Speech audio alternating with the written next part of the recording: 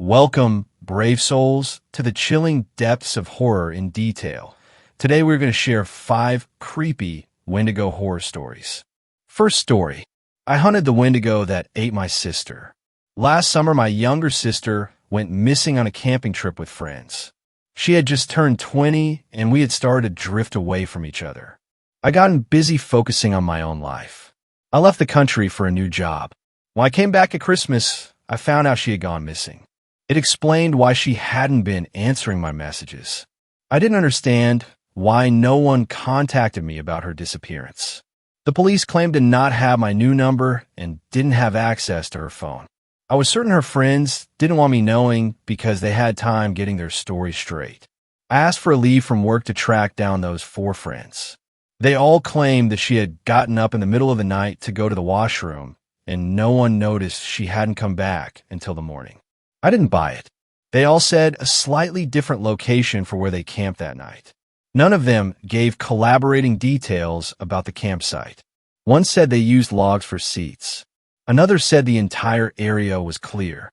They were lying where they had set up camp, and it caused the search team to be looking in the wrong place. I passed along the information, but since it was still winter, the rangers couldn't search the forest. They promised when the weather got better, they would try looking in other popular camping areas in case the 4 just got confused. Her friends smartened up and refused to speak with me. Threats of lawyers started. I couldn't do anything else but go back to work and wait till spring. I got the call at work that she had been found. Well, parts of her had been found.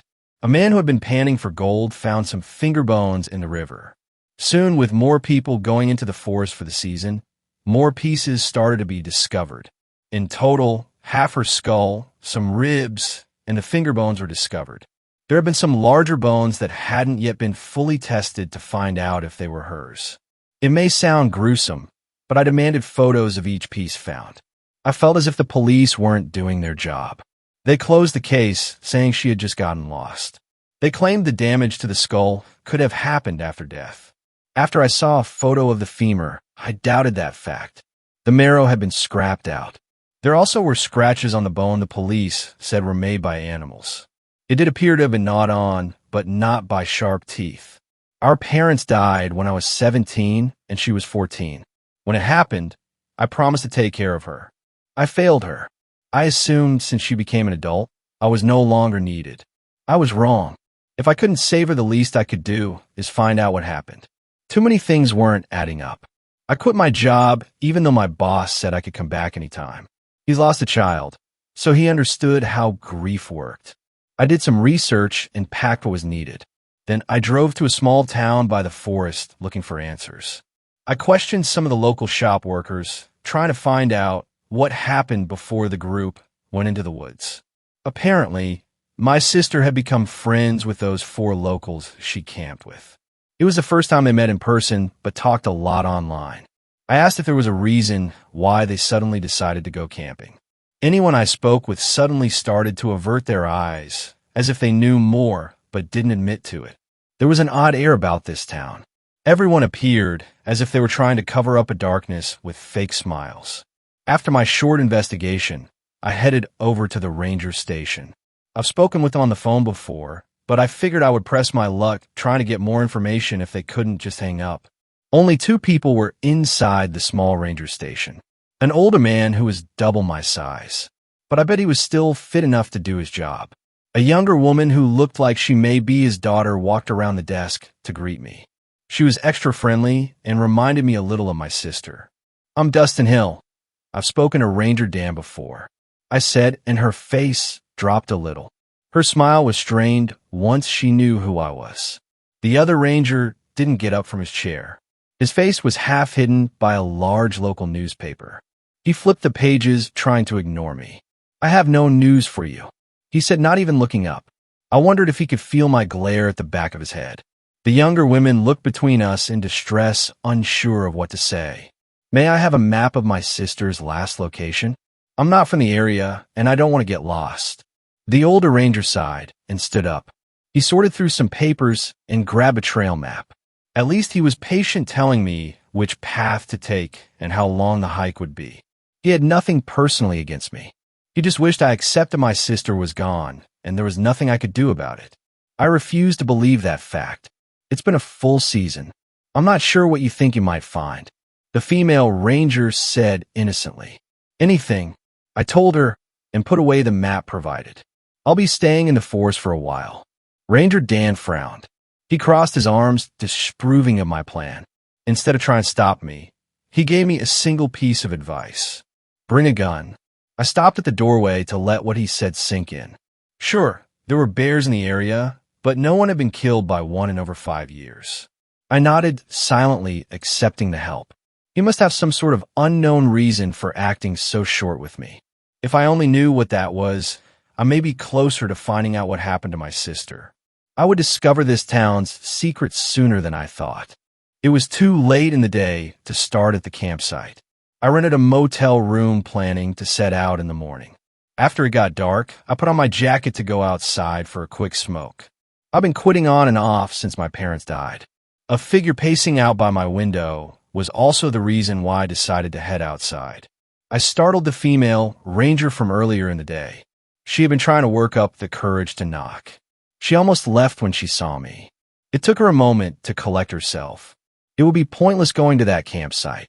She told me. It is because my sister was never there. I asked her. Her lips tightened, showing that was the truth. She chewed on the inside of her cheek, not wanting to continue speaking. Yes, I hated lying. Where they really went is complicated. I don't think taking a hike is overly complicated. Tell me. I pressed after I lit a cigarette. My voice had grown cold after my sister died. I only care about finding out the cause and nothing more. I think my harsher demeanor unnerved a lot of people. They went to Rosethorn Cabin. It's a local legend around here. She started. My sister had always liked ghost stories and urban legends. She didn't know what she wanted to do as a career yet. The last I heard, she held down a few part-time jobs while trying to figure out the rest of her life. Had she come here because she wanted to write about legends? She had always been good at writing. 10 years ago, the 2 children of the mayor went to their cabin late in the season.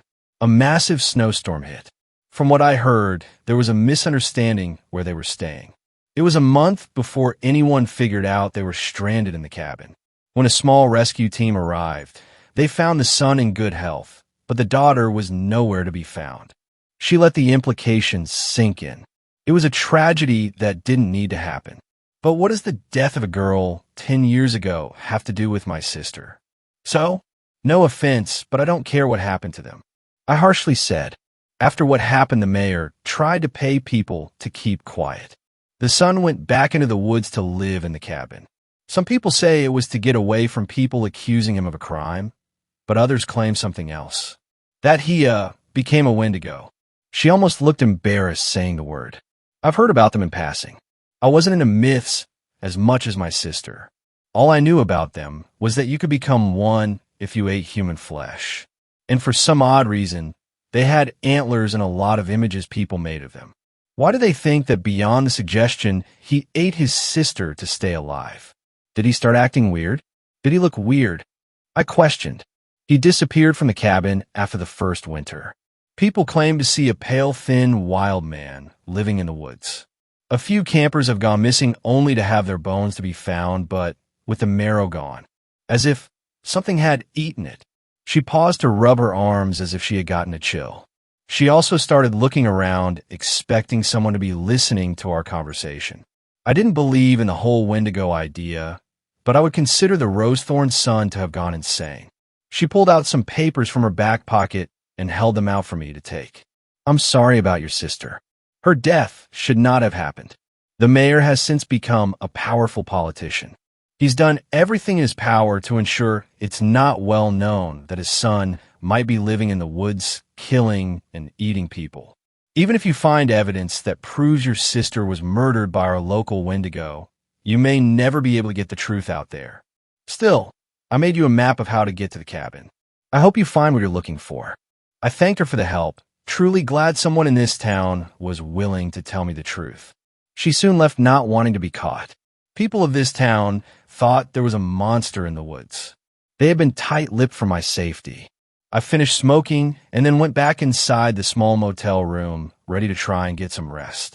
I would need it for the hike the next day. I checked out in the morning. I wasn't the best at reading maps, but this one was simple enough to understand. The trails up to the cabin weren't marked. They almost had been grown over due to lack of use.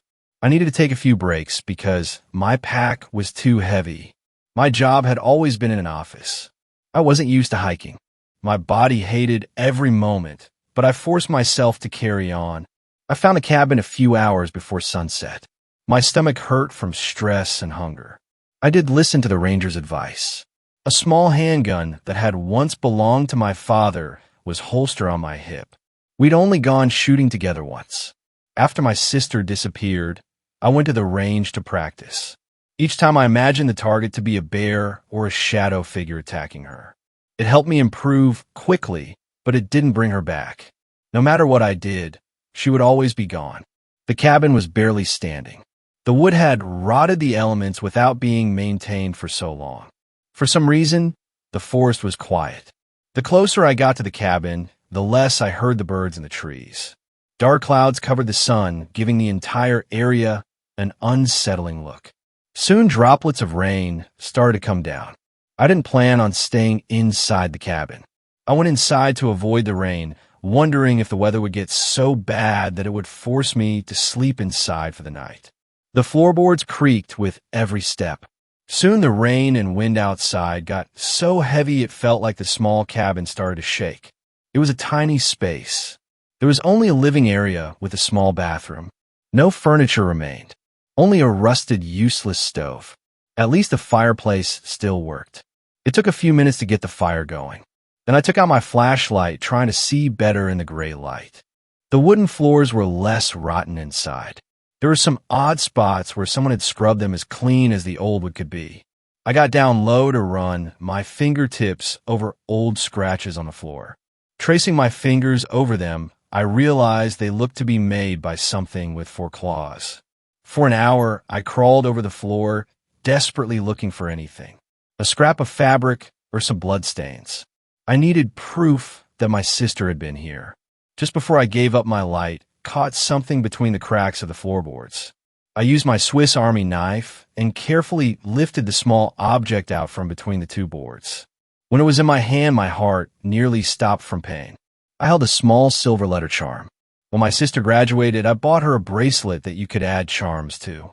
The first one was an L for Lexi.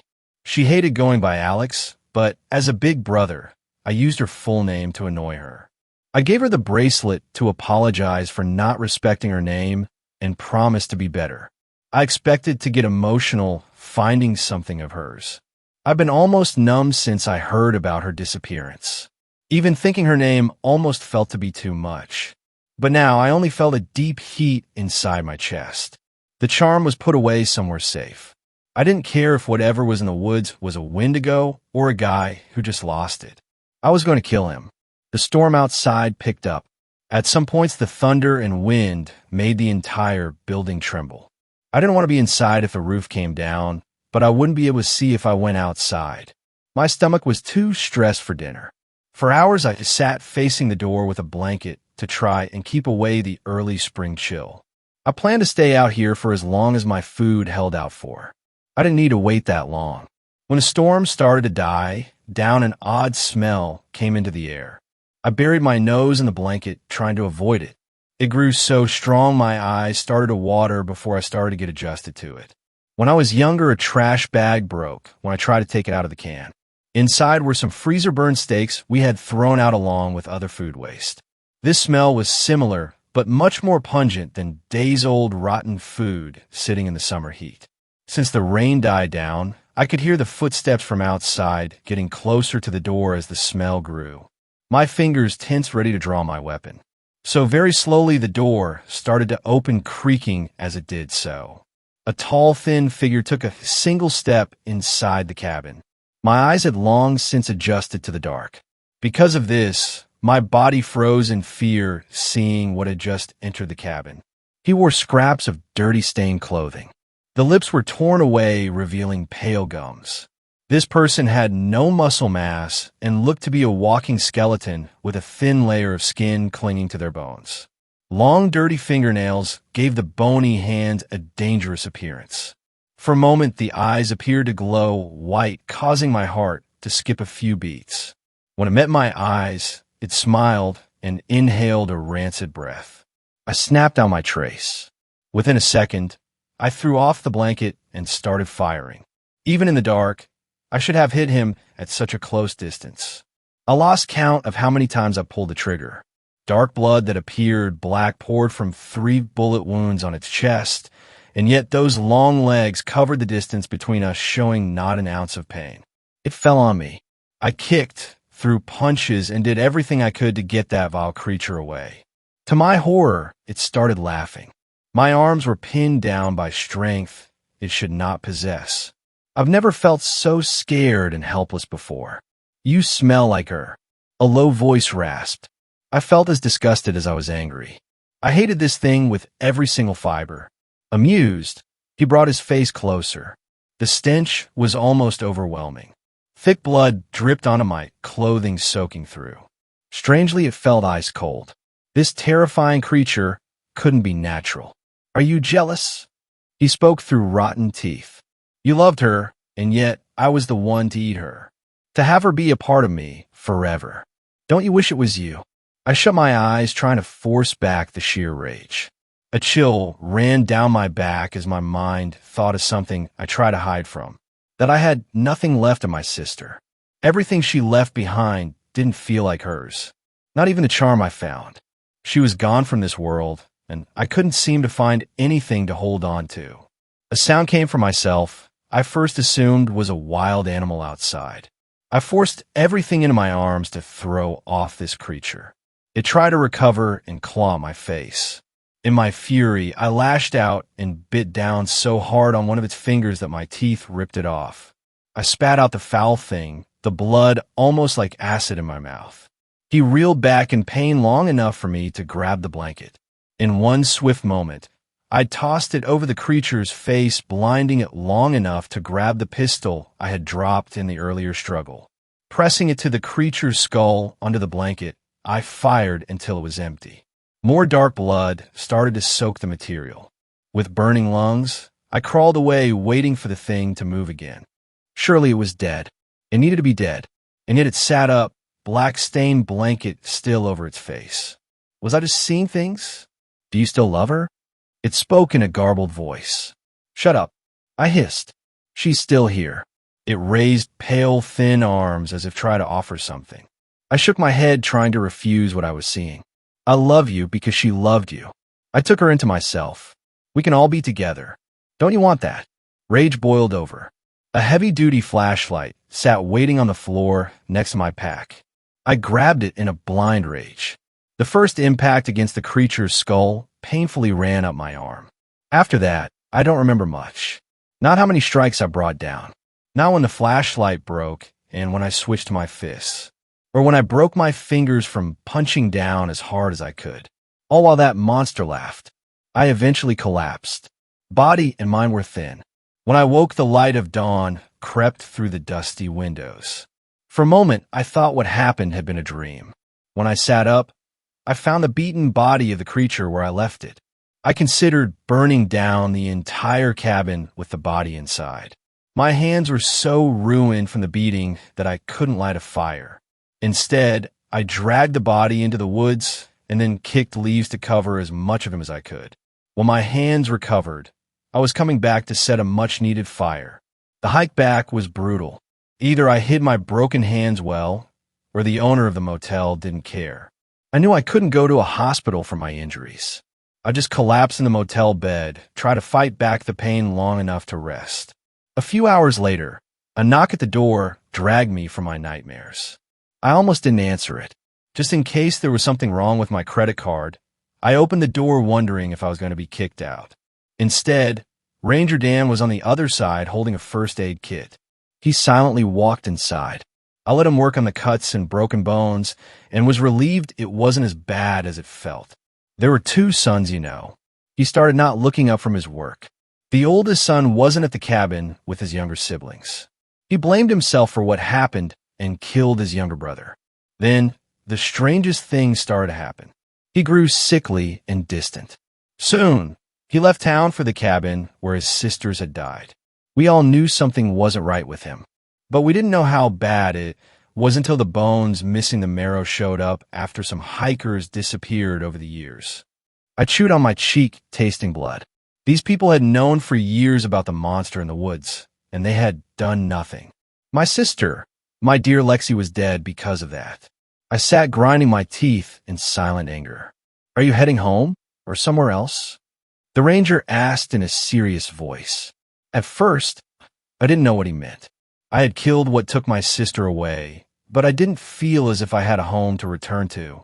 It would be impossible to just go back to my regular life after this. He spoke again, and his next question made my body turn cold. Are you hungry? I was starving, which was to be expected because I hadn't eaten much in almost 2 days.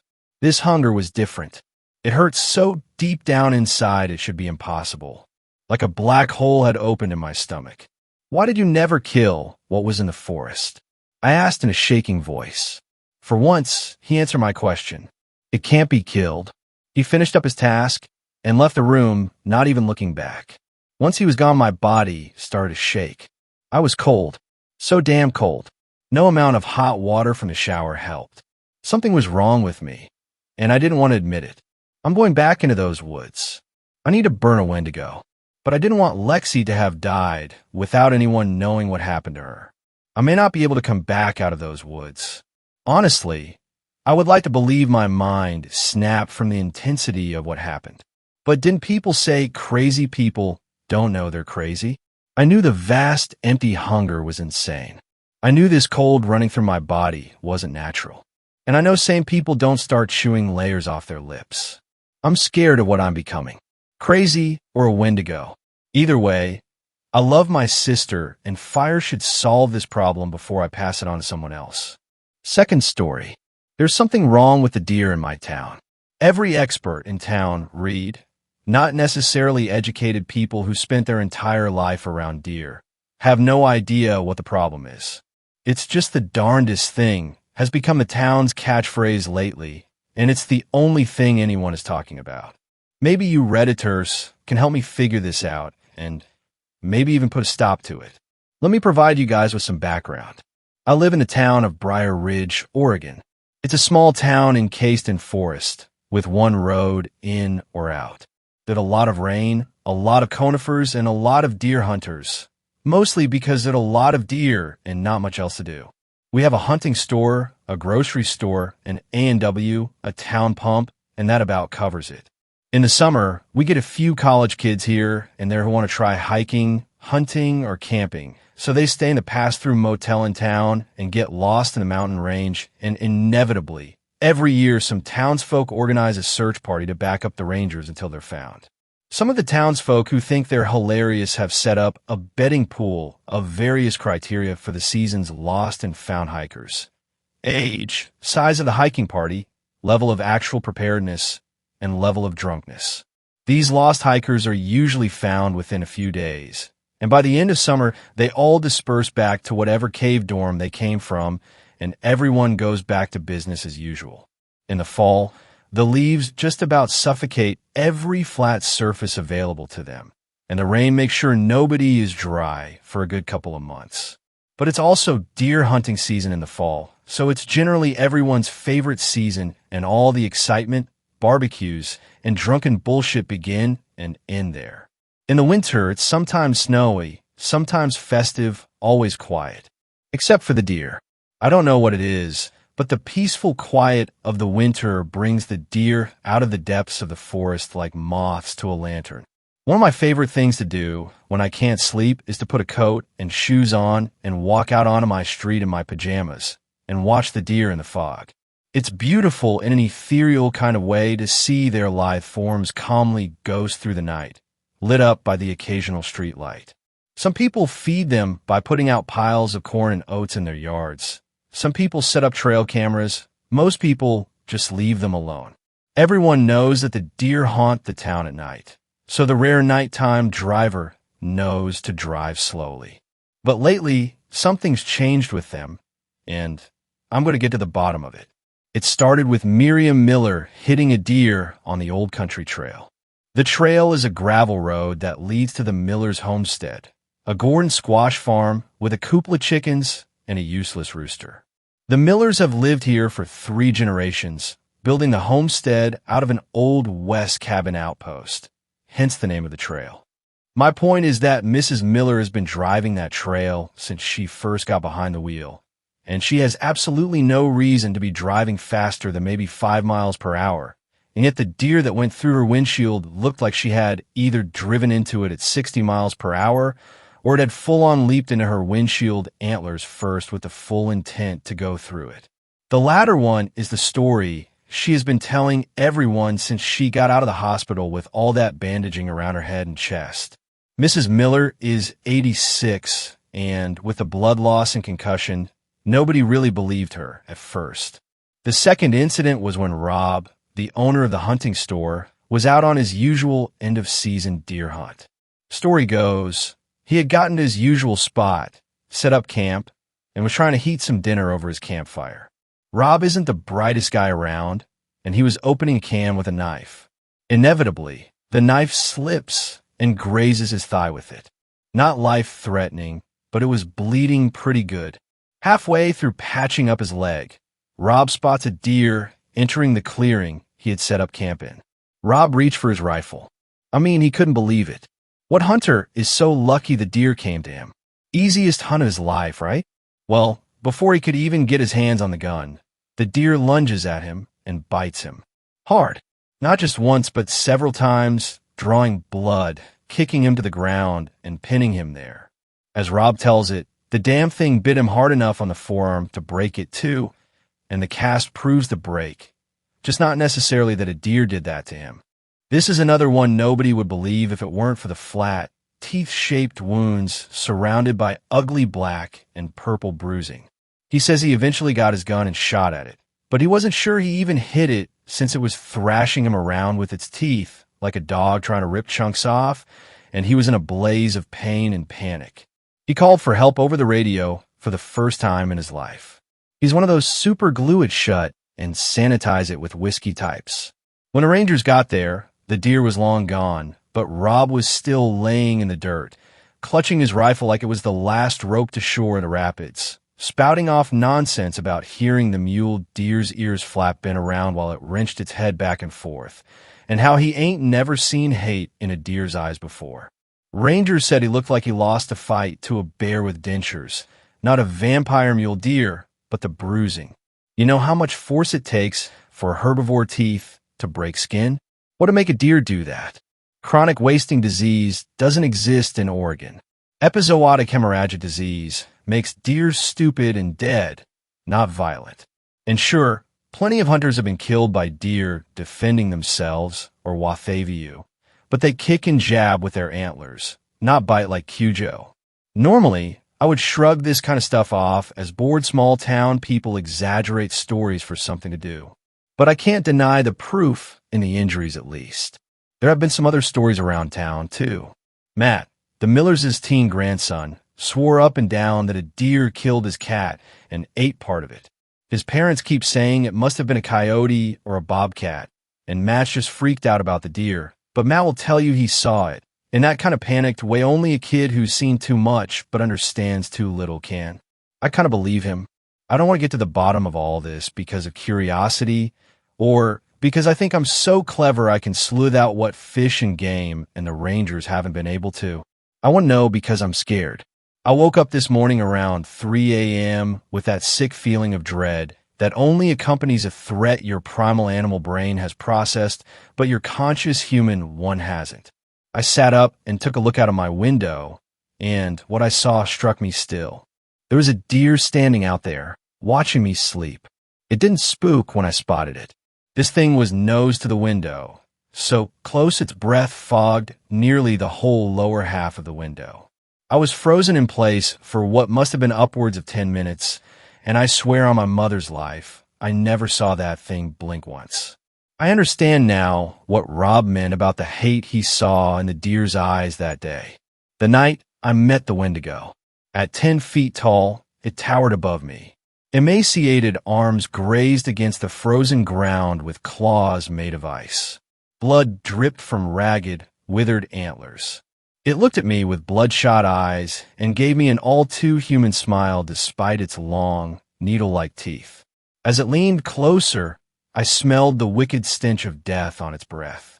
It drew back its head and let out a gut-wrenching howl that turned my blood to ice. Even so, I remained unfazed. Hypothermia had dulled my senses as the temperatures dropped. I had come here to die, and one way or another, it was going to happen. I was in too deep, and there wasn't much else to lose anymore. The thing happened to sense my acceptance of the inevitable and sat next to me. Surprised, I met its glance. "Aren't you going to kill me?" It looked down upon me, and something in its expression changed. For a split second, it looked wise, almost human. The sky grayed as it began to speak. "No." Its voice was low and rasping. "Your suffering now feeds me more than if you were dead." I stared off into the darkness. The thing next to me took out a glass jar. It was roughly the size of my head, but was dwarfed in the being's hands. As it opened it, its claws scraped against the glass like nails on a chalkboard. It looked down at me. "Your anger warms you now, but all fires burn out. You won't have much longer." It wasn't wrong. There was no way I should be alive right now. With a swift motion, it struck my face with its claw and sliced open my cheek. But no blood came. Instead, a milky, iridescent fluid leaked out of the wound. It billowed and swirled around my head. Memories. Beautiful, wonderful memories. I saw my sister, tall and lanky with wavy blonde hair spinning in her favorite skirt. I could almost hear her laugh, dancing to the radio at midnight when she thought no one could hear, squealing with delight as we sped down the highway with the windows down. I smiled, but soon the memories turned sour. I then saw her body limp and broken after I took that turn too fast. The car was crumpled into a tree, and I could only watch, helpless as my life burned to the ground in front of me. I felt the heat rise up in my chest, but the creature collected the haze around me in a jar and shut it. I snapped back to a cold, gray reality. I felt numb. I couldn't feel anything. I didn't know anything. Who I was, where I was, or what was sitting in front of me with a terrible smile on its face. But at that point, I couldn't even care. "She forgives you," it said as it lumbered off into the night. I didn't know who he was talking about, but the snow around me had formed a warm blanket, the stars began to fade away, and I knew then that it was time for me to go. Fourth story. A town without doors. I don't remember much from my childhood. I lived in a small town south of Krakow with my mom, dad, and 2 sisters. Those early days are a blur, but I remember going door to door around the neighborhood, asking for treats during the Dozinki Harvest Festival. It was a tradition of ours, since we knew the neighbors always bought too much candy. We'd gather leftovers and make a feast of our own. At every door you were greeted with a cheeky smile as the neighbors lovingly cussed out the scoundrel children of the Dabrowski home. Of course, happy memories are happy for a reason, because things get worse and you get something to compare them to. My parents separated. My mother moved us to Warsaw, where we could be closer to my grandparents and uncles. Meanwhile, my father, Yarmer, did his best to stay in our lives, but it got harder and harder. He needed to work longer and longer hours, but he still sent us money every month. He wanted us to have a beautiful life, even if he couldn't be there for it. With every passing year, those visits grew further and further away. First, we lost Easter, then Christmas, then the birthdays, and finally, our yearly Dozinki festival meetup. Last we heard of him, he was barely making ends meet. He wasn't sending money anymore, and over time, he disappeared into memory. My mother remarried. My sisters graduated. My oldest sister moved to Ljubljana, while my younger went to Munich. My mother stayed in Warsaw with her new husband, but once the kids were out of the picture, she moved into her summer home up north. I love my mother dearly, but she's always had an eye for the luxurious. Always planning the next trip, the next sun-baked afternoon. I stayed in Warsaw.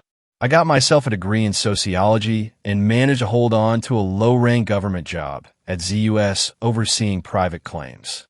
It wasn't glamorous. It was mostly being yelled at in different ways, but it paid the bills. A mind-numbing battle of making decisions, defending them, and making them again. The year I turned 24, I got a letter from an estate lawyer. Turns out, my father had passed away. This wasn't recent. According to the papers, he'd passed away several years ago. Some kind of accident with farm equipment. He didn't have a proper will, and dividing the estate among his living descendants hadn't been a state priority. It got lost in a folder somewhere, and now it had floated back up. They divided everything equally between me and my sisters. My youngest sister got his savings. My oldest got his car and valuables. And I got the house.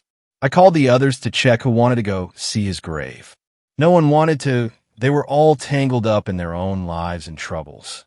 My family were under the impression that my father had abandoned us, and this was a way for us to abandon him back. I had a different impression. I always thought he was just working too hard. I decided I'd take some time off work to collect his things and check out the property, trying to get a better idea of why he distanced himself from us. And maybe I could get a better picture of my early life, that time where I was greeted with a smile rather than a complaint. It was a long drive. The roads out there aren't the best. It's a very small community with no more than about 250 people, most of which are wheat farmers, and there's not that much to do. There are only two things other than farms, a church and a store. Everything else is either too far away or too irrelevant. Going past the endless fields, I got so lulled into a rhythm that I almost missed the exit. It's so small that you can accidentally pass it by if you don't take the right turn. There are no signs. You can only recognize it from the church in the distance. I took a left turn and prayed to God the suspension would hold a little longer. I decided to pay the old church a visit. We'd spent a lot of time there. There was plenty of parking. It was smaller than I remembered, but then again, everything looked bigger back then. There was something uneasy about coming home after so long. As I stepped out of the car, it all just came back to me. The smells, the sounds. Even if you can't put your finger on it, there's something that tickles the mind as if to remind you, this is where you belong. Welcome, a voice called out. Sorry about the state of things. I turned around to see a man, a couple of years older than myself. He had well-combed hair and thick glasses. He was wearing a priest's garb. I'd almost forgot. The village priest had been old even back when I was young. No wonder there was a new one. I'm Father Cherniak, he continued. Are you new in town or passing through? I grew up here, I said. I'm one of the Dabrowski kids. Sorry, I'm not familiar, he smiled. I only came here last winter to pick up the work from Father Golick. He lived until last winter. I asked, are you sure? Quite so, he laughed. 101 years old. I can't believe it, I smiled. God really does have a sense of humor. Father Cherniak showed me around. He told me his plans for refurbishing the windows. But the one thing that irked him more than anything was the doors.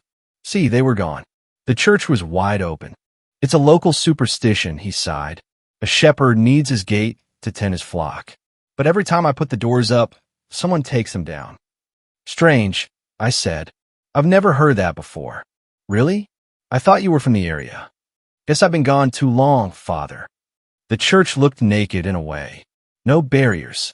I could see the gravel they dragged in, forgetting to wipe their feet. Father Cherniak had tried to put up some curtains, but the wind had torn them down piece by piece. Before I left, he showed me my father's grave. It had been vandalized. The headstone had tipped over, and there were no flowers. I promised myself to make it a little nicer before I left, but I didn't understand. Sure, my family wasn't perfect, but we'd never been hated. This grave looked outright despised. I thanked Father Cherniak and made my way across town. I wasn't prepared for what I saw. All through town, there were these wide-open houses, just like the church. At first, I thought it was some kind of summer cleaning going on, but no, all doors were gone. They weren't just open, they were removed. I could see all the way into people's living rooms. The hustle and bustle as homeowners moved from kitchen to bedroom, talking amongst themselves. I slowed down and looked a little closer. Not a single room had a door. Not even the bathrooms. A couple of them had curtains or insect nets put up, but no doors. House after house, completely open to the elements. A couple of them had welcome mats by the windows in their living rooms, as if to show that this was the way to enter. A couple of them had completely bricked the entrances where their front doors used to be, sealing it. Sure, small towns can get a bit quirky, but I'd never seen anything like this. I pulled up to an all-too-familiar driveway and gasped. I couldn't recognize my home. It had been vandalized. Every window broken, every door removed. I could see rats scurrying around. Walking around the property, things got even worse. There'd been a small fire in the backyard, spreading to the outer wall of the kitchen. It wasn't completely burned down, but you could probably punch straight through with little effort. And finally, on the far side, neon green spray, paint reading Sin Diablo, Son of the Devil. I couldn't believe it. They'd even clipped the chains off our swing set, leaving a rusted metal skeleton. It looked like someone had tried to start a tire fire, but couldn't quite get it going. I had a hard time even picturing what it used to look like. There was this bottomless hole forming in my stomach where every smile I remembered seemed like a cruel taunt. Something must have happened. Something I'd never even heard of. Coming back around, I noticed a crowd of middle-aged men. They were standing just outside the property, looking over my car. I didn't recognize any of them. "You at the bank?" one of them asked. "No, I'm the Dabrowski kid," I said. "The son." "You're the son?" he spat. "You want to join him in hell? Is that it? You know who did this?" I snapped back, pointing at the house. "Was it you?" "Could have been anyone," a man in the back added. "Deserved it." One of them gave me a knowing smile and nodded at the graffiti. They whispered something among themselves, letting out a chuckle under their breaths. They scoffed at me and wandered off, spitting curses and sneers. Not quite the welcome I'd imagined. I'd initially planned on sleeping in the old house, but there was no way. Not only was it wide open, it was a disgusting mess. I'm not going to go into detail what they'd done to the place, but I'd be lucky if I was able to give it away in its current state. I decided to spend the night sleeping in my car. I leaned the seat back and wrapped myself in a blanket, hoping it wouldn't get too cold. I spent some time on my phone, but I didn't want to use all the battery. But somehow, I still ended up staying awake long past midnight. But there was something beautiful about that night. The sunset was one of the few things that didn't change around those parts. Watching the sun go down over the same old fields gave me that feeling that some things never change. I remember waking up sometime around 2 a.m., seemingly for no reason. It wasn't cold, there was no one bothering me, and no notifications on my phone. A careful wind brushed against the hood of the car. I lay there for a moment, trying to ignore the texture of the seat sinking into my sweaty skin. I filtered out the sounds of nature bleeding in from outside. A distant part of me had heard them all before. I listened past the songbirds and the insects in the fields. And beyond that, there was something else. Something in the distance. A wail. A deep, sorrowful wail. The following day, I took some time to walk around town. The rumor that Yarmer's kid was back had spread like wildfire. I could tell by the sideways looks as people passed me on the street. The only ones who didn't seem to care were the kids, and they were few and far between. At the far end of the town, there was this long brick wall. It wasn't very high, but it was dense. It had doors built directly into it. Dozens of them, every door from every house in the neighborhood. They jammed them all straight into the brick. I couldn't see ours, though. It had an eerie look to it. Maybe 100 or more doors, all built to never be opened. I couldn't help but touch a few handles, making sure they didn't budge. There were a couple of teenage kids standing at the edge of the wall, observing me. I walked up to them, surprised to see they didn't back down. They had a cocky look to them, but at least they weren't openly hostile. Before I could say anything, they turned to me. "My mom hates you," one of them said. "What did you do?" "I used to live around here," I said. "Came to get some things." "Why'd you come back?" he scoffed. "I'm leaving the moment I can afford it." "Same," said the other, rolling an unlit cigarette between his fingers. I gave him a tired look. A man passed us further down the street, throwing daggers at me with his eyes. Talking to the wrong person would get my teeth knocked out for sure. I turned to the kids, lowering my voice. I'm Dabrowski's son, I admitted. That's why they hate me. The second kid nearly dropped his cigarette. I managed to bribe them into a conversation with the promise of a six-pack from the next town over. In return, they'd give me the unofficial tour of what had happened these past few years. A fair trade, I suppose.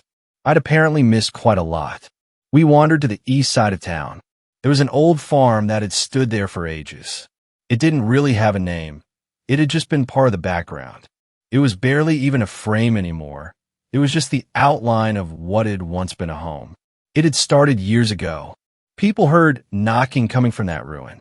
It used to have this door that still stood, clinging to the edge of a rotted-out door frame. You could hear it at night, one of the kids explained. Knock, knock, like a door to hell.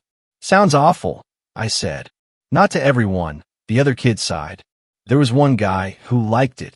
It wasn't a hard guess as to whom that might have been.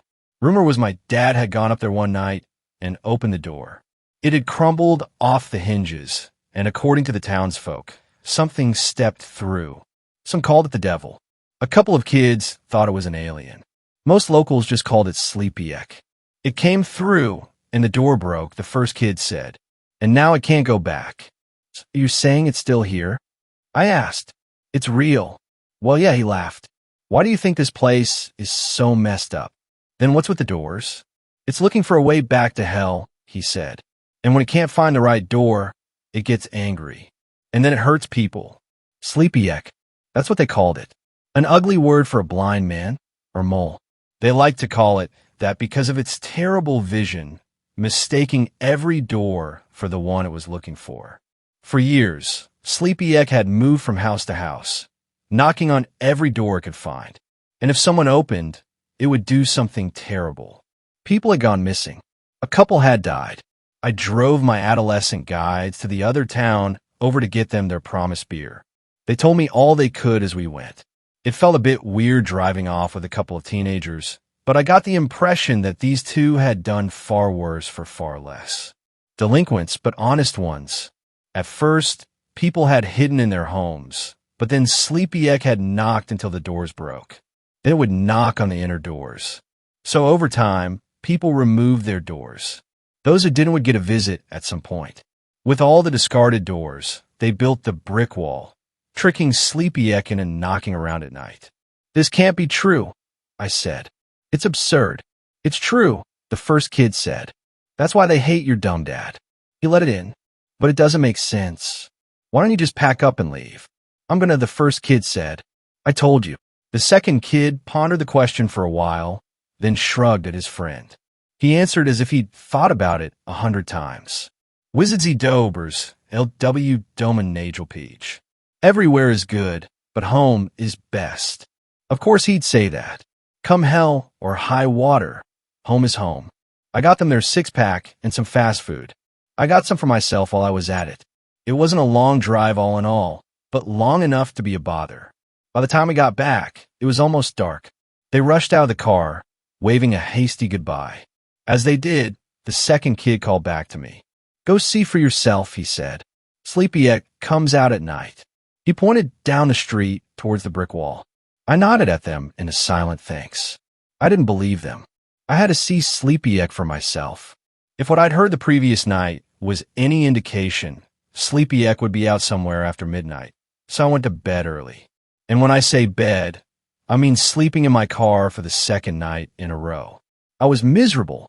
I considered leaving first thing in the morning, but there was this deep sadness in me that I couldn't shake. This was my old home. I'd played in these fields. It felt wrong knowing I was no longer welcome. My dad was many things, but no devil's son.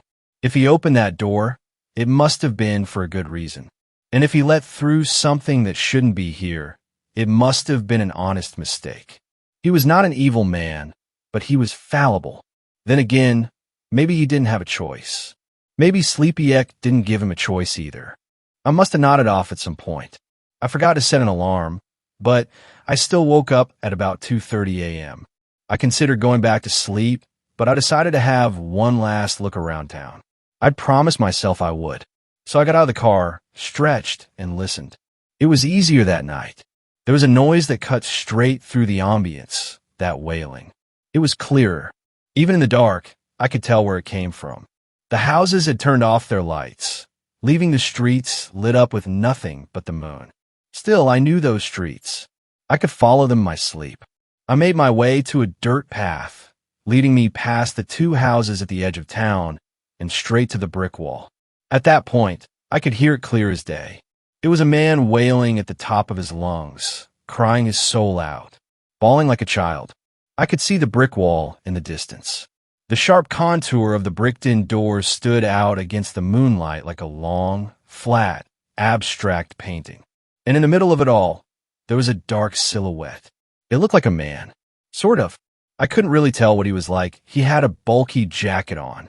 He was pulling on one of the doors, smacking it over and over with a closed fist. It was the same pattern over and over. Pull, smack, smack. Pull, smack, smack. And in between every attempt, he jerked his head around, crying desperately. I considered walking up to him. This wasn't some kind of devil. This was a heartbroken man. As I took a few steps closer, I noticed something in the corner of my eye. A light. I turned around only to notice a small flashlight coming from one of the nearby houses. They were filming me with their phones. Looking closer, I could see two little heads peeking out, shaking their heads in a certain no. Turning back to the brick wall, I heard a sudden crack. The man had pulled one of the doors straight out of the wall. It came loose. He set it down next to him, and with one hand, pushed it downward. He didn't even have a good grip, but with a single hand, he broke the door into pieces. The wailing turned into a scream. Rage. Unfiltered, unhindered rage. With just his fingers, he began to rip bricks straight out of the wall, tossing them around like leaves in the wind. I could hear them landing around me, kicking up tufts of grass. I backed away as the lights in the house went out. The little heads dipped away from the window. I hurried down the dirt path as I watched Sleepyette climb on top of the brick wall, screaming at the top of his lungs. Even at a distance, I could tell something was off. His proportions seemed wrong. It was hard to tell.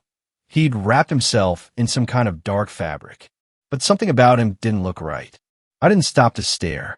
Say what you will. Maybe it was just a strange man. Either way, I was looking at something dangerous. And when the locals turn to hide, you do best to follow suit. So I hurried down the dirt path, hearing his terrifying scream echo across the fields. I barely slept that night. It is one thing to believe in monsters and another thing to see them. As soon as the sun rose, I drove off. But as I went past the church, I noticed something. There was a white van outside, and one of the church doors had been put back up. There were two men on ladders getting ready to put the other door up. It was hidden under a tarp just off to the side.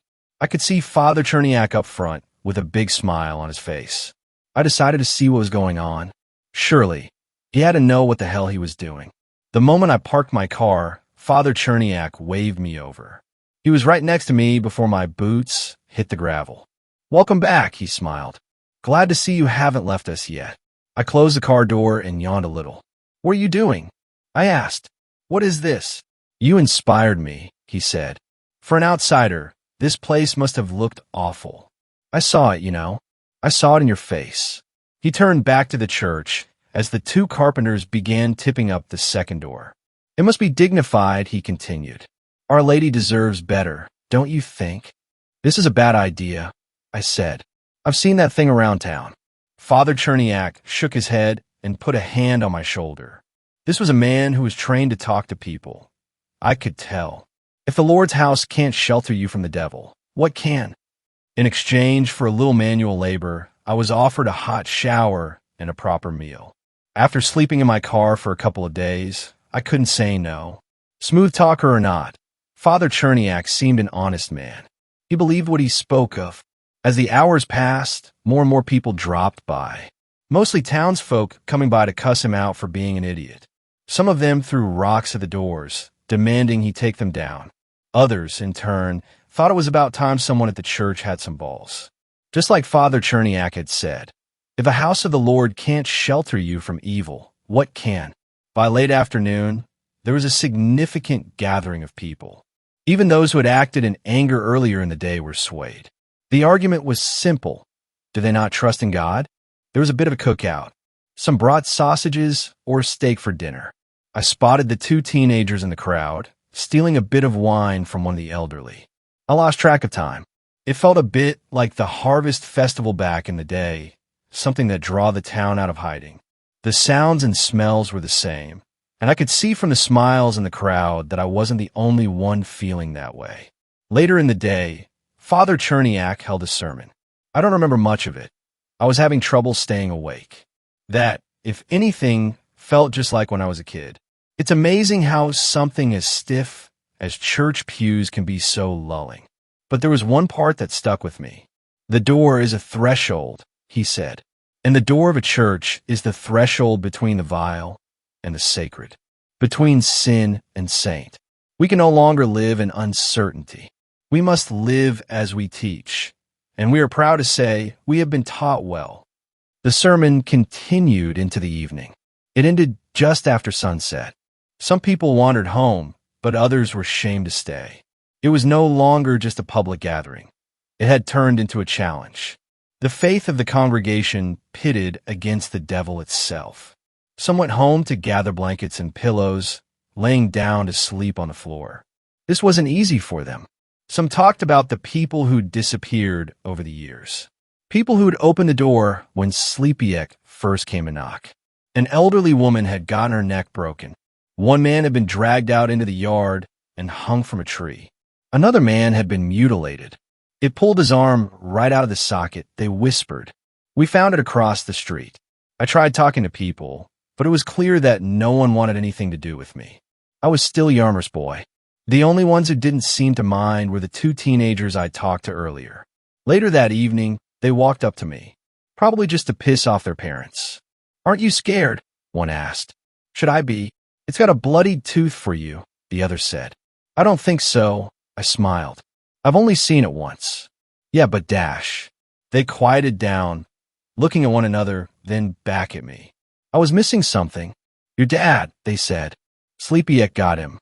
Did no one tell you? They hadn't. Turns out, it wasn't malfunctioning farming equipment that had killed him years ago. It was Sleepyek. My dad had been the first victim on the list. Most of the villagers had considered this a sinner getting his just reward. Others figured that if you play stupid games, you win stupid prizes. They'd found him tangled in the swing set, his body broken and mangled. The kids left me alone with my thoughts for a while. They could tell I wasn't all there.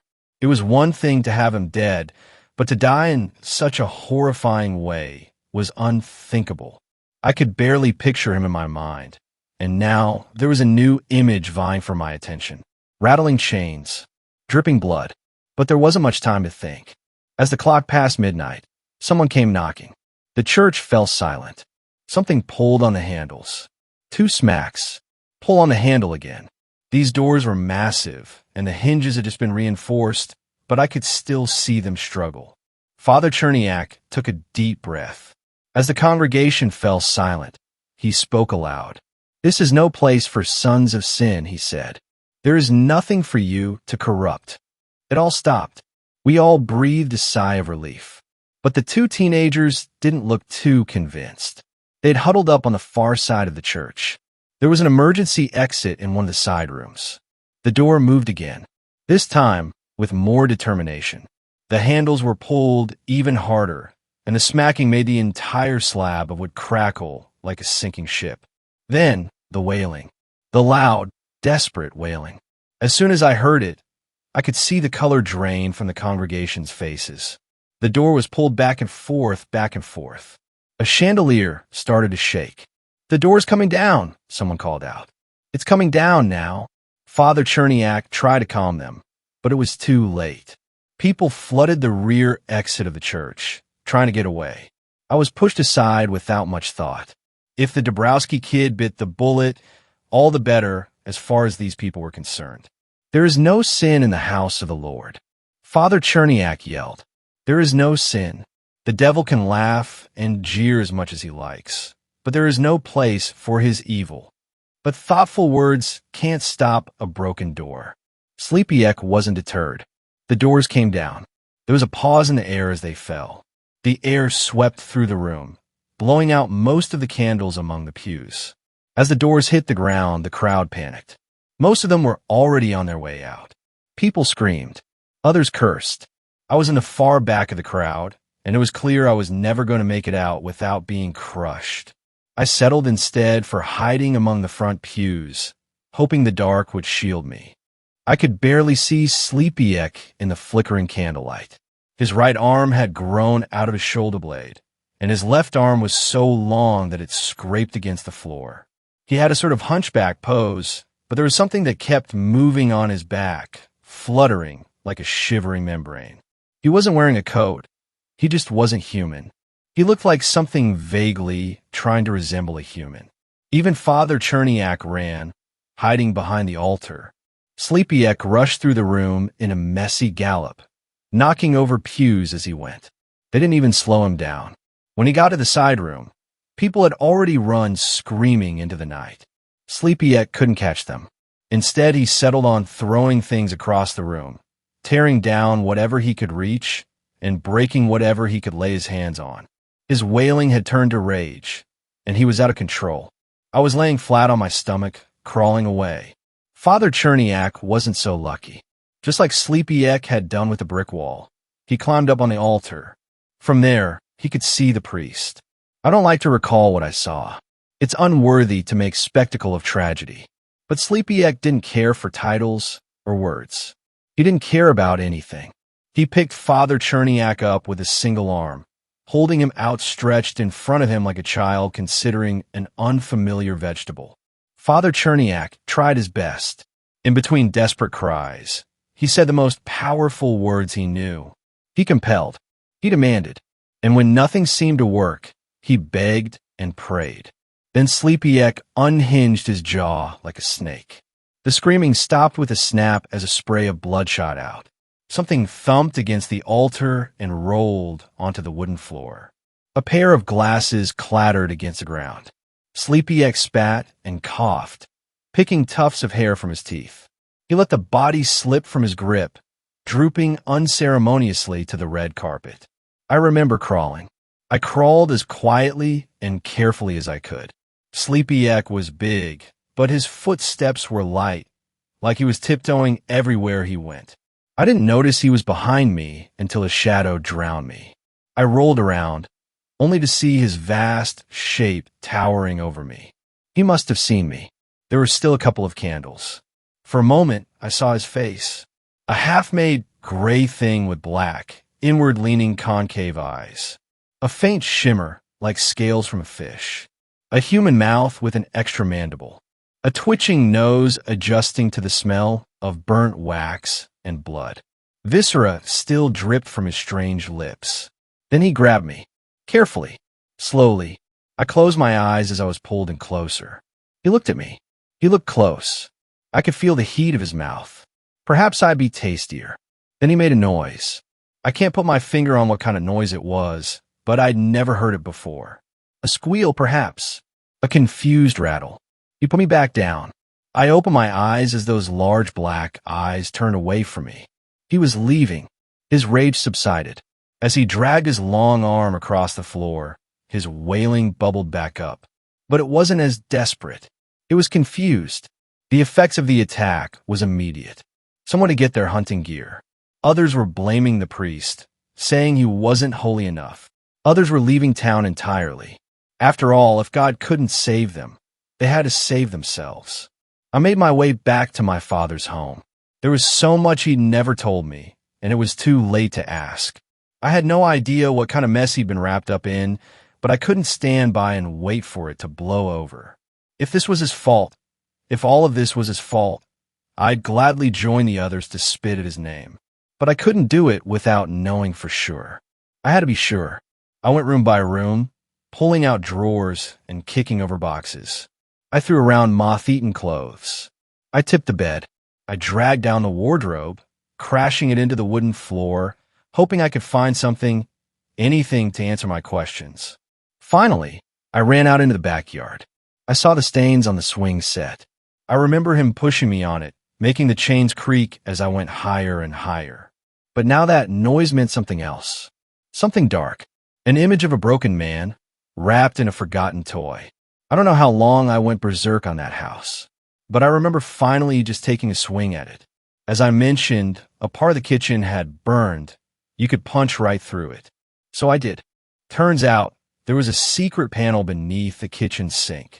I didn't register it first. I just thought I'd hit a second, harder wall. But as I calmed down and looked a little closer, I realized it was a small compartment under the sink. I'd punched right through from the outside. I sat down flat on the wet grass, feeling it soaking into my jeans as I dug around. There was a box. Most of it was tainted by rats. Part of it was burnt, but there are little bits and bobs that I could make sense of. Family albums, mostly pictures of me and my sisters, friends from around the village. A picture of Dad next to his first car. Pictures from our Facebook, printed and framed. The kind of things one would like to keep. Then the pictures stopped. No more dates, no more birthdays. Nothing. But I kept turning the pages, and in the back there was something else. Other pictures. Notes. Pictures of a door, with a text written on the back. It's not screaming, it's crying. Little notes on the margin, saying it was afraid.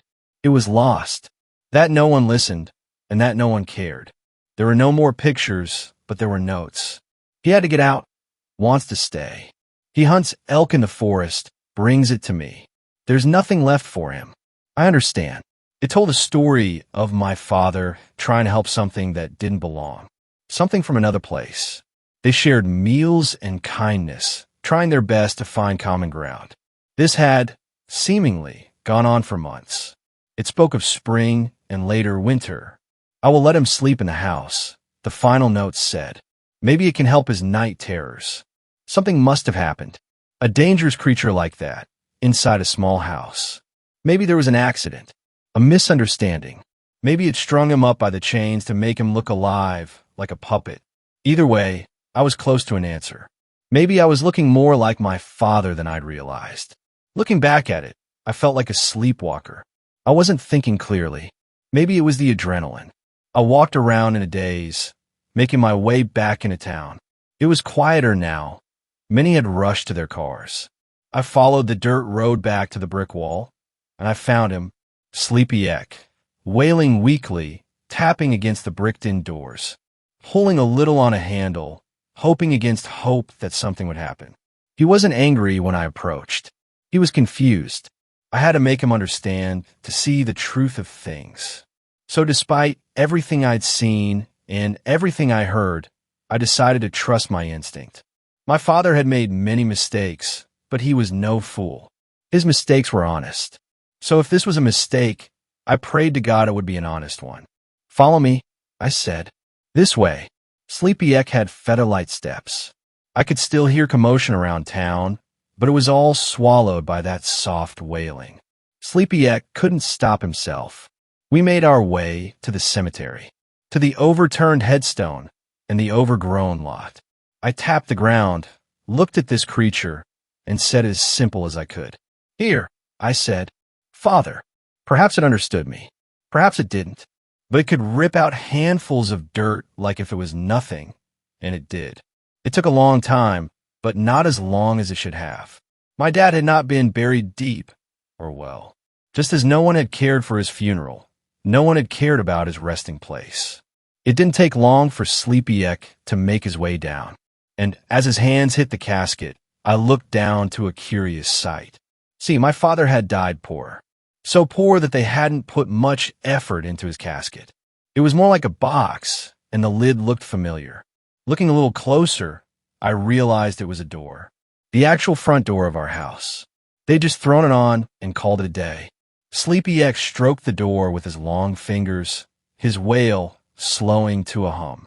He'd finally found the right door, the one he'd been looking for.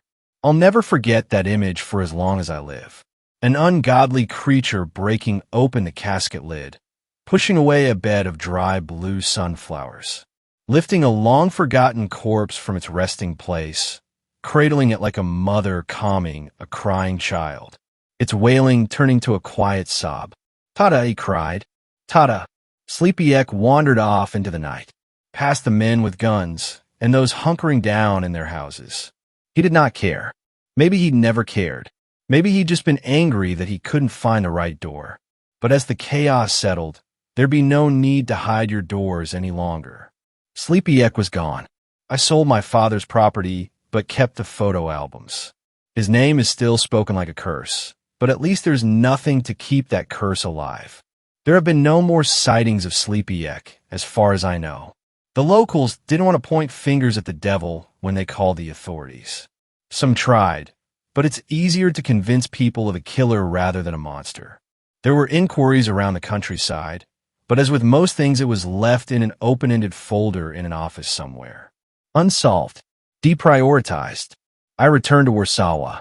It might not be my home, but home is not just a place, it's a time. And that time has long passed.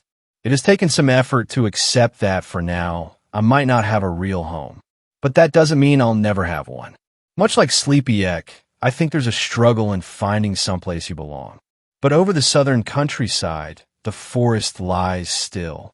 There is no wailing, no knocking, no screaming. And I think that somewhere beyond the trees, anyone can find a place to call home. Fifth story. A Wendigo is watching me. Recently, a few months ago, I moved into a new house in the mountains. It's almost always cold and I'm surrounded by woods, but I like it as it's easier to do my job in isolation with little distractions. I sell paintings and am paid a small monthly check to write poems for a magazine that is both online and physical. The new surroundings have given me all sorts of inspiration, both for writing and painting. The strange occurrences started about a week into me living here. More and more frequently, I'd find dead animals nearby. Not really gored or anything. Just dead. Rabbits, birds, and the occasional fox. It freaked me out, but I just assumed a predator of sorts was showing off because they felt threatened by me. I decided to always carry around a gun and a taser, just to be safe. I also decided to call an expert of the mountains and asked him to visit. When he came, he seemed worried. Now, this man was a fairly old Native American who had lived on these mountains for about his whole life. So this concerned me, knowing he knew just about everything on this mountain. He sat me down and told me a tale of a dark creature born of hunger and cold, a Wendigo. I was skeptical. This was a creature of fiction, at least. I thought it was. He left with a stern warning to never stray too far from home without good reason, and never follow the voices of the forest, as it may be a Wendigo luring me to their feeding grounds. I spent the next few days watching the woods closely. Maybe if I got a glimpse of whatever was in the woods, my mind could be put at ease. At first I saw nothing. Then I saw swift movement among the underbrush and trees. It wasn't until around the fifth day of watching I saw something clearly, something standing upright, with deer-like legs, staring at me with pale eyes. I quickly went inside, suddenly feeling chilled to the bone. It took a bit and some self-pumping before I could go back outside to do my painting and wood watching. I found myself putting what I could see of the creature in my paintings, but I could never catch the coldness of its eyes quite right. It fascinated and terrified me greatly, but I couldn't stop. The creature got braver, showing a bit more as time passed. I could now confirm it had a large set of antlers, and its front limbs were not hooves like its back legs, but claws. It watched me almost as curiously as I watched it. I knew then that it was likely a Wendigo, one that decided to watch me, although I didn't dare attempt to approach it, knowing its curious nature might be as deceiving as a wolf smile. Although I never verbally called it this name, I subconsciously named it Branch. It seemed suiting. He started, or I think it was him, pushing over items on my porch like empty paint pots and small decorations, going back to the tree line by the time I come outside. It didn't really bother me as nothing got damaged. Kind of reminded me of a cat, actually. I began speaking to it, not expecting responses. While I painted, I would just ramble out loud, knowing he was just to the trees. I don't know if he listened, but I think he did, as his ears would face toward me the whole time, those long, slightly disproportionate ears. One day he appeared with scars, a few still bleeding, This concerned me, but I couldn't get close to him. He was an injured animal and would even more likely attack me if I got close. After a few days, they healed to pale marks on his skin. This happened a few times, but I learned to ignore it. This routine went on for a good while. I watched him. He watched me, but we kept our distance. But that changed yesterday. He approached me, and I didn't even notice till I saw his shadow. I looked up and saw shaggy black fur that smelled like rotting meat. I could see his cold, empty eyes so clearly now. They were genuinely curious, but hungry. I didn't move. I froze up. I didn't even shiver. After what seemed like an eternity, he turned and headed towards the trees. I didn't dare move until he disappeared among the trees. I went inside and called the man that warned me of him. He agreed to come pick me up when we could. I'm waiting for the man to get here. Branch is staring at me through the window. Excuse me for the wait. I couldn't find much time to write after I posted. A few hours after the man pulled in the front, which, unlucky for me, was where Branch was. I got the meat chop I had pulled out earlier and stepped outside. Branch was staring through the window. When he turned to look at me, I made sure to look at his chest fur rather than his eyes, soulless cold eyes. I threw the meat. He ignored it, didn't even twitch. I started to slowly move towards the man's truck, Branch's eyes tracking me. As I moved off the porch, he started to follow me, his hooves making heavy footfall on the wood. His eyes never left me as I slowly made my way to the car. He slowly followed, staying 3 feet away, no more, no less.